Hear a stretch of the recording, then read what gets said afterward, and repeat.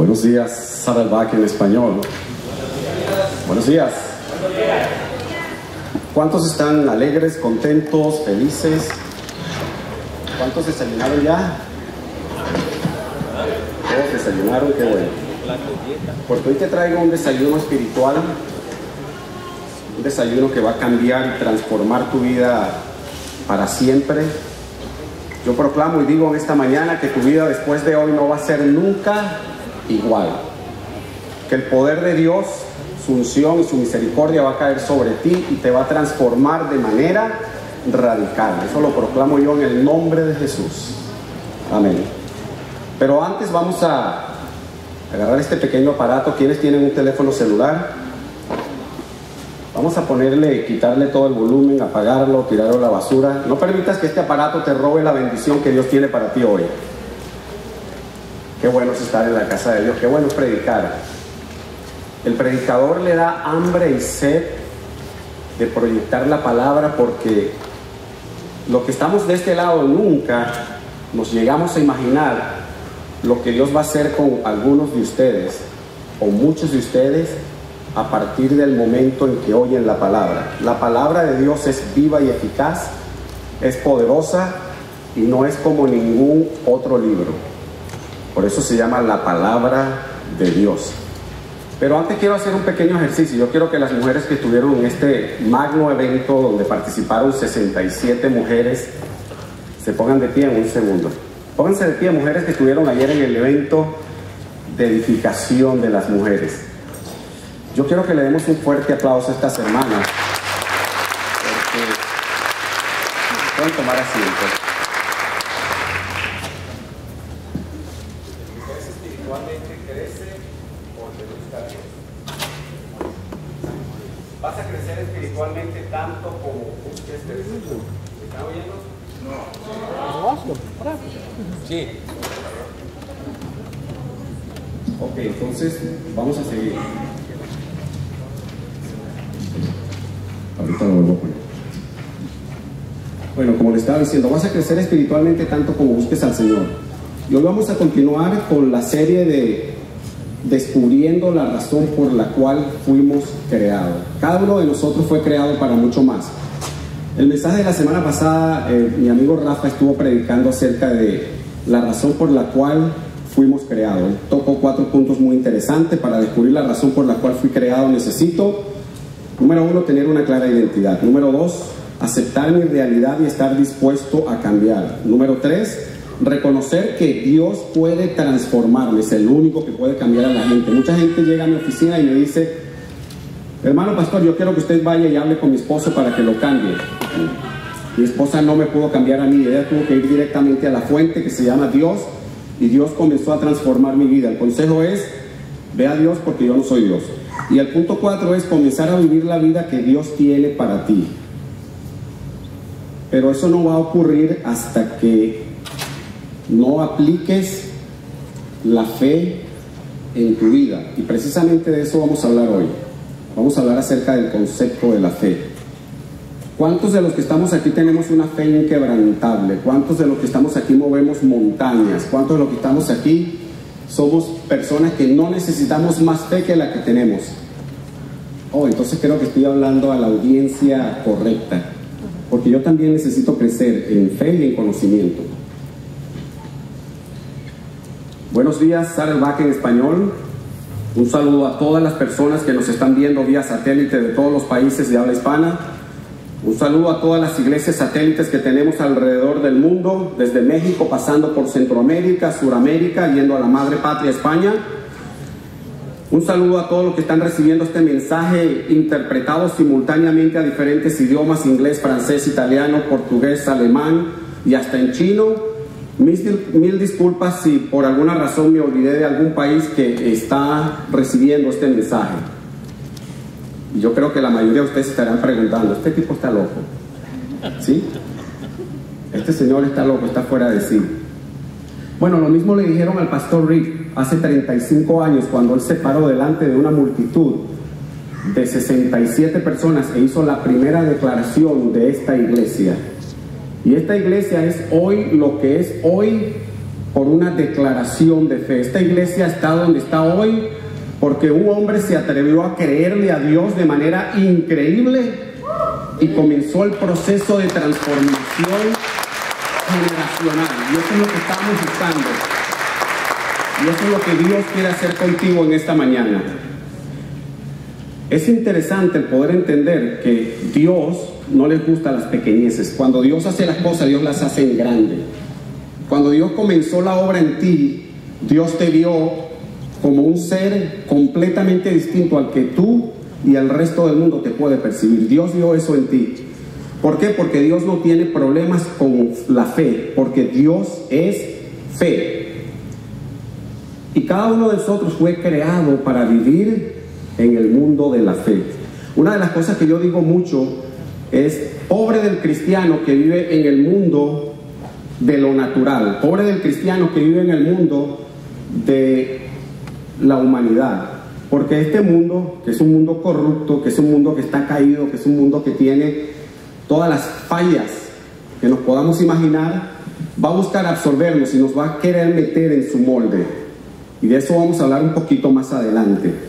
Pero vamos a estudiar hoy el concepto de la fe, porque fuimos creados para tener fe. Cada ser humano tiene una porción de fe dentro de sí con la cual nació. Miren lo que dice la palabra en Hebreos 11:6, y ahí está en sus bosquejos. Dice: sin fe es imposible agradar a Dios, ya que cualquiera que se acerca a Dios tiene que creer que Él existe y que recompensa a quienes lo buscan. Sin fe es imposible agradar a Dios. Puedes buscar agradar a Dios de la manera que tú quieras, pero es solamente a través de la fe que puedes acercarte a Dios, porque no lo puedes ver. Miren lo que dice la palabra en Romanos 1:17. Porque en el Evangelio la justicia de Dios se revela por fe y para fe, como está escrito: mas el justo por la fe vivirá. No hay un cristiano que no pueda vivir sin fe. Pero hay que preguntarse cuál es el tamaño de la fe que tenemos. Y se revela por fe porque no se ve, y se revela para fe porque genera fe y agranda tu fe. Y la gran pregunta es: si todo esto es cierto, sin fe es imposible agradar a Dios, entonces ¿por qué tantos cristianos viven vidas con una fe desinflada? Que a veces uno se acerca al cristiano y pone un cristiano y pone una persona que no conoce a Dios, y sabe que me quedo con el que no conoce a Dios. Porque a veces hay gente que no conoce a Dios que hace declaraciones de fe que son hasta cierto punto increíbles. Y vamos a ver hoy las 4 decisiones que debemos tomar como creyentes. ¿Para qué? Para poder vivir por fe. Y no son las únicas 4 declaraciones, son las 4 declaraciones más importantes para poder vivir por fe. Para los que les gusta anotar en los bosquejos, la número 1 es que debo creer aun cuando no lo veo. Si alguien quiere definir la fe, es creer sin ver. Y eso lo dice el libro de Hebreos en el capítulo 11, versículo 1. El capítulo 11 completo del libro de Hebreos es un libro que habla acerca de la fe. Si tú tienes problemas con la fe, al igual que yo, debes meterte en el libro de Hebreos, en el capítulo 11, y apréndetelo de memoria. Mételo en tu corazón, porque ese libro va a alimentar tu fe. Mientras más aprendamos de Dios, mejor nos va a ir en la vida. Entonces, siguiendo un poco más adelante, dice la Biblia: ahora bien, la fe es la garantía, estoy completamente seguro, de lo que se espera, y la certeza de lo que no se puede ver. Y estoy tan seguro de que es mío, que aunque no lo tengo ahora, muy pronto lo voy a tener. Y vamos a ver algunas de las definiciones seculares de la fe. Esto es lo que se puede leer. El pequeño Larousse dice lo siguiente, dice: la fe es generalmente la confianza o creencia en algo o alguien. Puede definirse como la aceptación de un enunciado declarado por alguien con determinada autoridad, conocimiento o experiencia, o como la suposición de algo reflexionado por uno mismo. Es correcto aunque falten pruebas para llegar a una certeza sobre ese algo. La fe va de la mano con la confianza. Bla, bla, bla. Y también vemos el diccionario de la Real Academia Española. Tiene 9 definiciones, pero yo voy a leer solamente las 3 primeras. La fe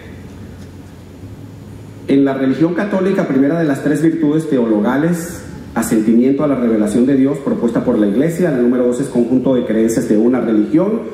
Y número 3, conjunto de creencias de alguien, de un grupo o de una multitud de personas. Lo que nosotros estamos viendo hoy es la definición de la fe conforme a la Biblia. Y la gran diferencia que hay de la definición de la fe que está en la Biblia a la fe secular, como se puede decir, yo no uso mucho la palabra mundana, eso me parece como ofensivo, y a la fe secular es precisamente que la fe de Dios es eterna. La fe que tú adquieres en tu crecer espiritual es eterna, te la vas a llevar al cielo. La fe secular es temporal y pasajera, te puede ayudar en la vida pero de manera temporal. Ahora, ¿de dónde viene la fe? Pregunta número 1, ¿de dónde viene la fe? La fe viene de Dios, como lo dije al principio, que fue dada al hombre desde el principio de la creación. Y la Biblia dice, en Romanos 10:17, dice que la fe viene por oír la palabra de Dios. Si tú quieres adquirir fe, métete en la palabra de Dios. Hay muchos libros en los cuales tú puedes buscar crecer en fe, pero no vas a crecer en fe espiritual hasta que no te metas en el libro de libros, que es la palabra de Dios. La segunda pregunta que todo el mundo se hace es, entonces, ¿cómo obtengo fe? Y hay 3 maneras principales para poder obtener fe. La número 1 es a través de la palabra de Dios. La palabra de Dios es Dios hablando. Hay una versión en la Biblia que dice Dios habla hoy. Había un cura, un predicador, que él cuando hablaba decía, cuando tú abres la Biblia, abres la garganta de Dios. Y hay 3 formas principales para poder obtener fe. La número 1 es leer la palabra de Dios. La número 2 es a través de la oración. Y los hermanos y hermanas que pertenecen al grupo de oración saben de qué estoy hablando. No puedes agrandar tu fe si no oras, porque la fe se refuerza a través de la oración. Un cristiano sin oración es un cristiano débil.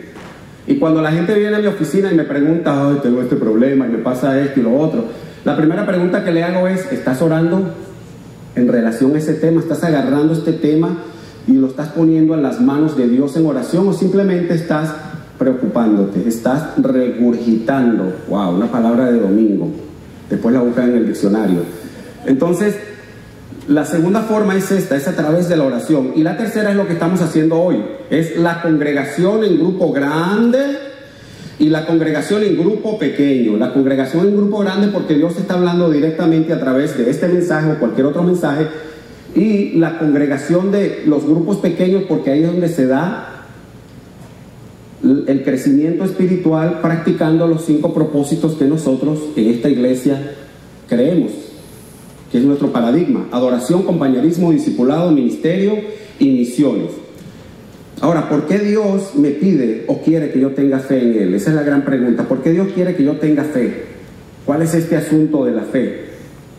Primero, porque todos tenemos fe y no hay un solo ser humano que no tenga fe. Y mucha gente me va a decir, bueno, esto de la fe es para los cristianos. Y yo les voy a demostrar con una sola pregunta a todos ustedes que todos tienen fe en una cierta medida, muchos más que otros. ¿Cuánto de lo que estamos aquí en algún momento de la vida hemos jugado la lotería? No le des pena, yo he jugado la lotería, claro, antes de conocer a Cristo. ¿Cuántos han jugado la lotería? Saben que ese es un acto de fe, porque cuando estudiamos las leyes de la probabilidad, uno de millones de personas se van a ganar la lotería. Y claro, es una fe de tontos, pero al fin y al cabo es fe humana. Entonces Dios quiere que tú enfoques la fe que le tienes a la lotería, a tu amigo, a tu trabajo, lo demás, directamente en Él. Eso es el propósito de Dios en cuanto a lo que es la práctica de la fe. ¿Y para qué Dios nos dio la fe? Porque a veces preguntamos, bueno, si Dios puso la fe en mí, Dios no me puede reclamar acerca de la fe porque Él conoce mi medida de la fe. No, Dios puso una medida de fe en ti, la cual puede ser agrandada, la cual puede ser multiplicada. Pero ¿para qué Dios te puso fe? ¿Para qué Dios te dio la fe? Santiago 2:26 dice, porque así como un cuerpo sin espíritu está muerto, así también la fe que no produce obras está muerta. La fe fue puesta en ti por una razón. La primera razón es para que tú puedas poner la fe por obra y tú puedas demostrar que Dios existe a través de las obras de la fe. Efesios 2:10. Miren lo que dice: pues somos la obra maestra de Dios. Él nos creó de nuevo en Cristo Jesús, a fin de que hagamos las cosas buenas que Él preparó para nosotros mucho tiempo atrás. Y Dios no quiere que tú tengas una fe para decir a los demás: oh, soy una persona de mucha fe. Y aquí la pregunta es: ¿te preocupas demasiado? Porque la falta de fe produce preocupación. El pastor Rick predicó hace un par de semanas un mensaje que me quedó. Él dice que la máxima expresión del ateísmo es la preocupación. La máxima expresión del ateísmo es la preocupación. Porque cuando el cristiano se preocupa, le está diciendo a Dios que no existe. Porque no tengo a quién acudir, no tengo en quién refugiarme, no tengo a quién ir y decirle: Dios, tengo este problema y necesito ayuda. Palabras fuertes, ¿no? Pero eso es la verdad. Mira lo que dice Filipenses 4, 6 y 7. Y eso está escrito en la Biblia. Yo no estoy diciendo que no te preocupes, pero la Biblia dice que por nada, Filipenses 4, 6 y 7 dice: y no se preocupen por nada. En vez de esto, en toda ocasión presenten sus peticiones a Dios y denle gracias de antemano. Y la paz de Dios, que es mayor que lo que se puede imaginar, guardará sus corazones y pensamientos en Cristo Jesús. No te preocupes, dice la Biblia. Agarra tu problema y ponlo en las manos de Dios, y Dios hará, y Dios obrará. ¿Es de naturaleza humana preocuparnos? Sí. Pero es de naturaleza divina poner los problemas en las manos de Dios y dejar que Dios trate con tus problemas. ¿Y saben qué sucede? Que a veces queremos ayudar a Dios y queremos meternos entre Dios y el problema, y al final hacemos un desastre. Cuando lo que debimos haber hecho es echarnos atrás, dejar que Dios trate con el problema. Y quieren que les diga algo: Dios nunca ha perdido una batalla. Dios jamás ha perdido una lucha, nunca, ni jamás la perderá, porque Dios no conoce el fracaso. Por eso es que debo entender cómo puedo practicar el principio de la fe. En el punto número 2, yo debo obedecer en todo tiempo. Algunos tenemos problemas con la obediencia. Y hay 4 personajes en la Biblia. Cuando yo hablo de obediencia, hay 4 personajes en la Escritura que yo admiro por 3 razones básicas. La número 1 es porque eran jóvenes. La número 2 porque estaban cautivos. Y la número 3 porque eran obedientes. Esos 4 hombres eran Daniel, Mesac, Sadrach y Abednego. Qué nombre, ¿no? ¿Quieren que les explique cómo fue que le pusieron estos nombres a estos hermanos? Resulta ser que el rey Nabucodonosor dijo: les tengo que cambiar la identidad, porque el nombre identificaba quién era. El nombre identificaba cómo se iba a comportar la persona. Entonces, cuando alguien te daba un nombre hebreo, Jesús el Salvador, entonces no puedo llamar a este hombre Jesús porque Jesús significa el Salvador. Entonces le tengo que cambiar el nombre. Y resulta ser que Nabucodonosor agarró el libro de los nombres en su idioma y empezó a ver. Y empezó a revisar. Primero vio José. Dice: no, este nombre está muy popular. Todo el mundo, hasta el paletero, se llama José. No. Después puso Juan. No, tampoco. Juan, no me gusta ese nombre. Y después puso Rafael. No menos, ese nombre es muy bonito. Es un nombre hermoso. Y al final dice: aquí están los nombres más feos: Sadrach, Mesac y Abednego. Eso era un chiste para que se rieran todos, por si acaso. Dice la Escritura en Daniel 3, 16 al 18: Sadrach, Mesac y Abednego respondieron y dijeron al rey: oh Nabucodonosor, no necesitamos defendernos sobre esto. Si es así, nuestro Dios, a quien servimos, puede librarnos del horno del fuego ardiente, y de tu mano, oh rey, nos librará. Y aquí viene la parte interesante: y aún si no lo hace, queremos que sepas, oh rey, que no vamos a servir a tu Dios ni adorar la imagen de oro que has levantado. ¿Recuerdan la historia donde había que inclinarse delante de la imagen de Nabucodonosor, una estatua que se había hecho? Y entonces todos en la corte tenían que inclinarse todos los días delante de la estatua. Pues estos tres personajes, incluyendo Daniel, no se inclinaron y estuvieron dispuestos a dar la vida aún cuando Dios no les salvara la vida. Es fácil obedecer cuando todo está bien. Es fácil obedecer cuando estamos de vacaciones y Dios te ordena, pide otra piña colada, o vete a nadar un rato, o corre un poco más. Pero cuando la situación está difícil, ¿cómo está nuestra obediencia? Y la pregunta es si reaccionaríamos como estos tres jóvenes cuando fueron echados al horno de fuego. Y yo no sé si tú estás sintiendo que un horno de fuego está frente a ti y que estás a punto de ser echado al horno de fuego. Y no sé cuál sea tu situación, pero lo que sí te voy a decir es que el Dios que salvó a Sadrach, Mesach y Abed-Nego te va a salvar a ti. Y yo sé que tú viniste esta mañana a recibir este pedacito de la palabra, y déjame decirte de parte de Dios que Dios te va a salvar a ti como salvó a estos tres jóvenes. Lo que tienes que hacer es creer en Dios, creerle a Él, confiar en Él. Y hazte a un lado, deja que Dios opere, Dios trabaje. Porque mientras quieras meter tu mano en el fuego, la mano se te va a quemar. Deja que Dios obre en ese problema. Y vamos a ver ahorita lo que son comportamientos o elementos que nos roban la fe en Dios. Son cosas que normalmente hacemos y que nos impiden ver la gloria de Dios caer sobre nosotros en fe, simplemente porque a veces creemos que el sol es más grande que Dios, y Dios es el creador del sol.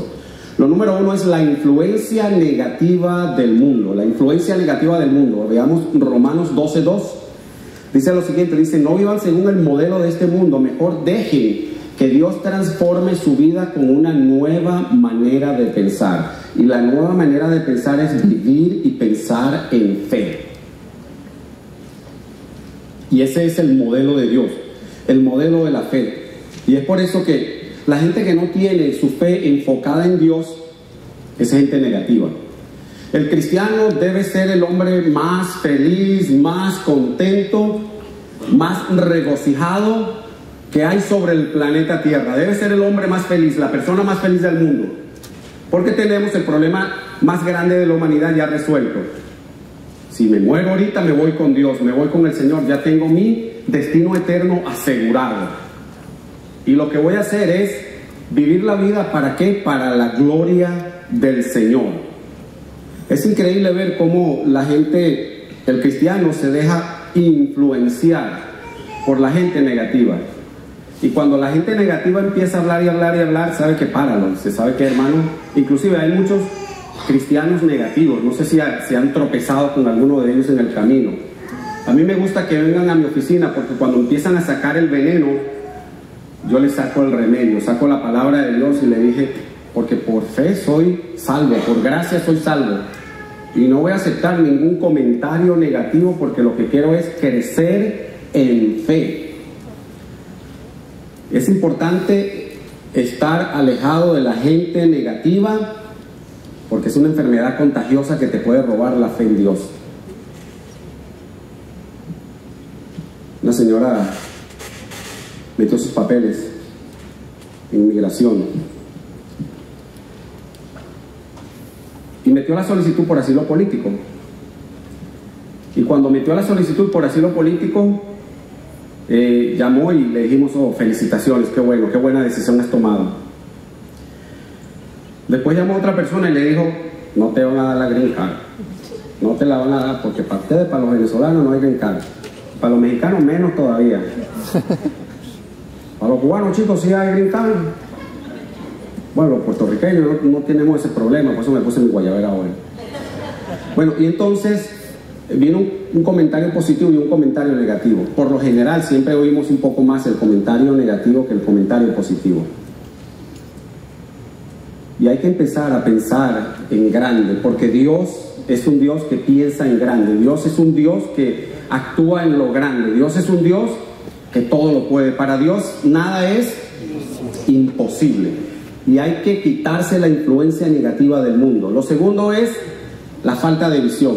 El otro comportamiento que me roba la fe o que me puede robar la fe es la falta de visión. La Biblia dice en Oseas 4:6, mi pueblo pereció porque le faltó conocimiento. Estaban cerquita. Mi pueblo pereció porque le faltó conocimiento, le faltó visión, le faltó fe. Y vemos que las Sagradas Escrituras, que es el libro de motivación más poderoso del mundo, está lleno de hombres de visión y hombres de fe. Cada uno de nosotros debe tener una visión, debe tener un sueño. ¿Cuál es tu sueño? Que se gradúe un hijo en la universidad, que tú quieres ser un predicador, un pastor, que quieres ser un gran hombre de negocios o mujer de negocios. La Biblia dice, encomienda al Señor tu camino y Él contestará las peticiones de tu corazón. Y la clave es encomienda al Señor tu camino.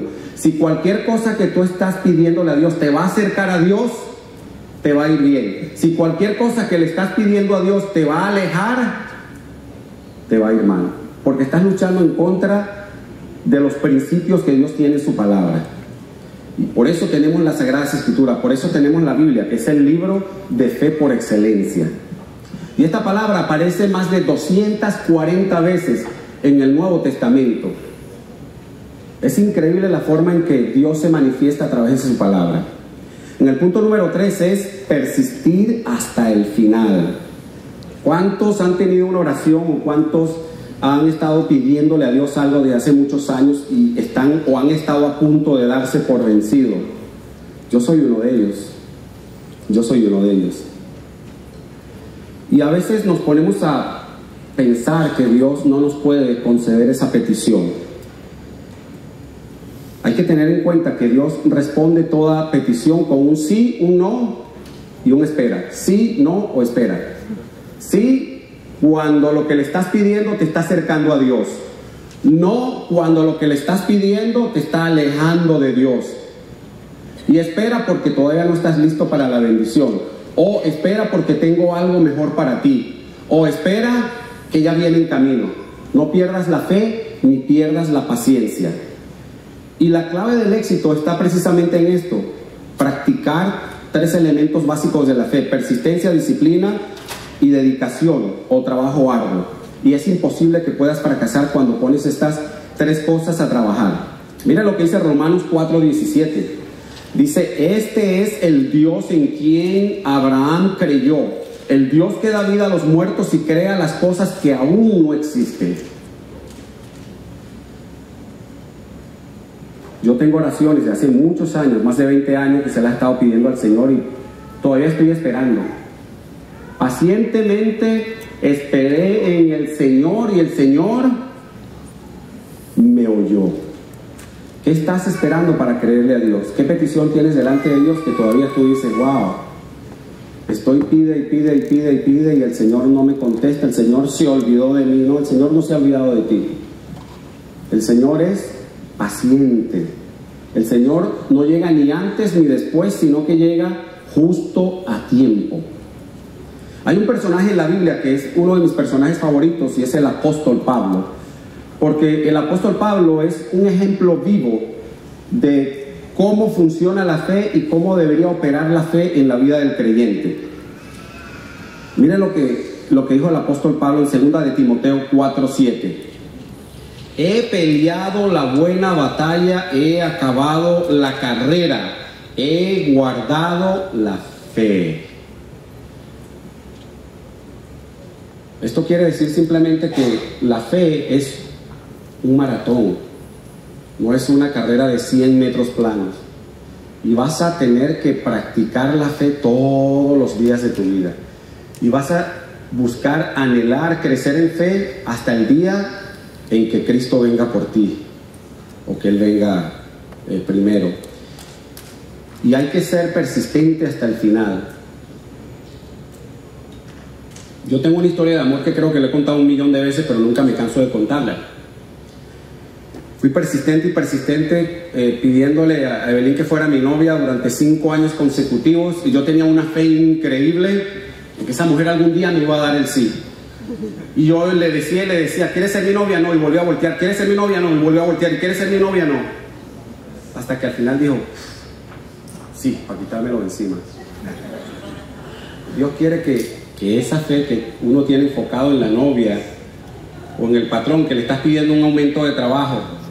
Patrón, yo tengo 1 año trabajando aquí, ya no me han dado un aumento. Yo siempre le digo a la gente, pídele el aumento de sueldo a Dios, porque Dios te puede dar un aumento de sueldo más grande que el que te puede dar tu patrón. Tu patrón te puede dar 10 centavos, pero Dios te puede dar $1 o mucho más. Y no estoy hablando del materialismo, estoy hablando de poner toda tu confianza y fe en el autor y consumador de la fe. Y el último punto aquí es agradecer antes de recibir. Cuando hagamos oraciones, las oraciones de fe deben hacerse dándole gracias a Dios antes de recibir la petición. Hay gente que le encanta llorar a moco suelto, que eso no tiene nada de malo, pidiéndole a Dios, pero a Dios, a mí me gusta pedirle con regocijo. Dios, no sé cómo vamos a salir de esta situación, no sé cómo se va a resolver este problema, pero yo sé que tú ya respondiste desde el reino de los cielos. Y a mí me gustaría hacer un pequeño ejercicio acerca de la fe. ¿Podemos hacer un pequeño ejercicio acerca de la fe? ¿Sí? ¿Estamos de acuerdo? Yo siempre pregunto por si acaso hay alguien dormido al lado, ¿ok? Vamos a hacer un pequeño ejercicio de la fe. Yo quiero que repitas después de mí. Repite después de mí. Señor, te doy gracias por... Ahora piensa en esa petición. Tu hijo, tu esposo, tu hermano, tu amigo, tu trabajo, tu enfermedad, lo que tú quieras. Piensa en esto. Porque ya me lo concediste, es tan solo cuestión de tiempo. En el nombre de Jesús yo oro. Amén. Eso se llama una pequeña oración de fe. ¿Sí? Una pequeña oración de fe. Que lo que tienes que hacer es decir, yo no sé cómo voy a lidiar con ese chamaco, ese adolescente. Los niños son hermosos. Estoy viendo a mi nieto que tiene 7 meses y tanto. Digo, qué hermoso este niño. Pero no quiero ni pensar cuando llegue a la adolescencia. Bueno, eso no es problema mío, eso es problema de mi hijo. Pero nos acordamos cuando nuestros niños están pequeños, pero cuando llegan a la etapa de la adolescencia, yo digo que se mostrifican. Esa palabra no existe, pero eso pudiera describir bien cercanamente lo que es un adolescente cuando empiezan sus cambios hormonales y todo eso. Se creen más sabios y más inteligentes que todos nosotros adultos y hasta que Dios. Yo sé lo que a mí me conviene. Ese novio, ese es el que Dios me mandó, ese es mi novio y lo tienes que aceptar tal cual es. Ok, pero es que yo he estado orando, hija, y creo que no es lo que Dios tiene para ti. Yo sé lo que me conviene. ¿Alguien se ha identificado con esto? ¿O solamente pasa en la familia García? Mira lo que dice la palabra de Dios en Mateo 8:13. Y me gusta esta escritura porque a veces la gente dice, es que esto de la fe es para los cristianos. Ustedes los cristianos son los únicos que tienen fe. Bueno, este era un hombre que no era cristiano, no era creyente, era un centurión romano, pero era un hombre de mucha fe. Mateo 8:13 dice, entonces Jesús dijo al centurión, ve y como creíste te sea hecho. Y su criado fue sanado en aquel instante. Esta es la historia del centurión. Ay, Alzheimer, no me busques tanto, sea amigo alemán. El centurión que tenía un sirviente enfermo y vino donde Jesús porque le habían dicho que Jesús sanaba a todo el mundo. Y lo que hizo este hombre fue pedirle a Jesús y le dijo así clarito, ¿sabes qué, Jesús? Ni siquiera vayas, tú di la palabra y va a ser sanado mi siervo va a ser sanado, tú solamente di la palabra. Nunca había visto tanta fe en Jerusalén, proclamó Jesús después que vio a este hombre decir estas palabras. ¿Y saben qué es lo chistoso de todo? Que ninguno de los discípulos había hecho una declaración de esta magnitud delante de Jesús. Tuvo que venir un extraño y decir, no, tú simplemente di la palabra. Señor, no pudimos sacar esos demonios. Los discípulos. Ahora, ¿cuánta fe crees que Dios espera de ti? ¿Cuánta fe crees tú que Dios te está pidiendo? Es que no, necesito tener mucha fe. Dios quiere que yo tenga una fe inquebrantable. No. Mateo 17:20 dice, Jesús le dijo, porque ustedes tienen poca fe, en verdad les digo, si tuvieran la fe del tamaño de un granito de mostaza, le dirían a este cerro, quítate de ahí, ponte en el mar, el cerro obedecería, nada sería imposible para ustedes. Esa palabra se lo dijo Jesús a los discípulos y se las está diciendo a cada uno de nosotros, porque los 3 años que estuvo Jesús con sus discípulos, eso fue un curso intensivo de fe, porque iba a estar con ellos 3 años en la carne, y en esos 3 años ellos tenían que absorber todo el jugo de la fe que fuese posible de Jesús, para entonces después ir y ganarse millones y millones de almas para Cristo. Y lo mismo está haciendo Dios contigo, lo mismo quiere hacer Dios contigo. Dios te está dando un curso intensivo durante toda tu vida acerca de la fe, para que tu corazón se llene de la fe en el Señor y que puedas decirle a la circunstancia y al problema, no sé cómo se va a resolver, pero yo sé que Dios lo va a resolver. No sé cuál sea la solución, pero Dios tiene la solución. No sé cuál sea lo que el hombre quiere, pero yo sé lo que Dios quiere.